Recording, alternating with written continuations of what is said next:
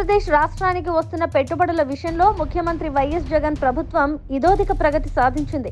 TDP అధ్యక్షుడు నారా చంద్రబాబు నాయుడు పాలనతో పోలిస్తే గత 4.5 ఏళ్లలో పెట్టుబడులు 3 రెట్లు పెరిగాయి. కేంద్ర వాణిజ్య మంత్రిత్వ శాఖనే ఆ విషయాన్ని వెల్లడించింది. ఈ విషయాన్ని పక్కన పెట్టి ఎల్లో మీడియా జగన్ ప్రభుత్వంలో పెట్టుబడులే రావడం లేదని ఊకదంపుడు వార్తా కథనాలు రాస్తున్నాయి. వాణిజ్య మంత్రిత్వ శాఖకు చెందిన department for promotion for industry and internal trade వెల్లడించిన వివరాల ప్రకారం 2014-18 మధ్య చంద్రబాబు పాలనలో రాష్ట్రానికి వచ్చిన పెట్టుబడులతో పోలిస్తే 2019 నుంచి 2023 జూన్ వరకు వైఎస్ జగన్ పాలనలో 226.9% అధికంగా పెట్టుబడులు వచ్చాయి. చంద్రబాబు పాలనలో వాస్తవ రూపంలోకి వచ్చి ఉత్పత్తి ప్రారంభించిన పరిశ్రమ పెట్టుబడులు కేవలం 32,803 కోట్ల రూపాయలు. వైఎస్ జగన్ పాలనలో 1,103 కోట్ల రూపాయల పెట్టుబడులు వాస్తవ రూపంలోకి వచ్చాయి.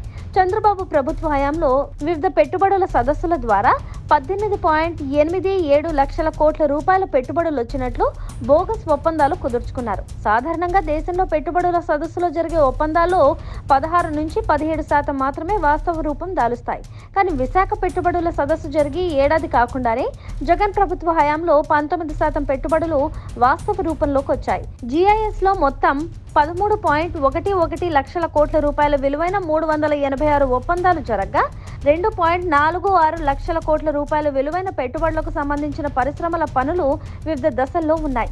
ముఖ్యమంత్రి వైఎస్ జగన్ సహకారం అందించడం వల్ల రిలయన్స్, అదానీ, టాటా, బిర్లా, HUL, బ్లూ స్టార్, డైకెన్, ఇన్ఫోసిస్ వంటి పలు దిగ్గజ సంస్థలు రాష్ట్రంలో పెట్టుబడులు పెడుతున్నాయి.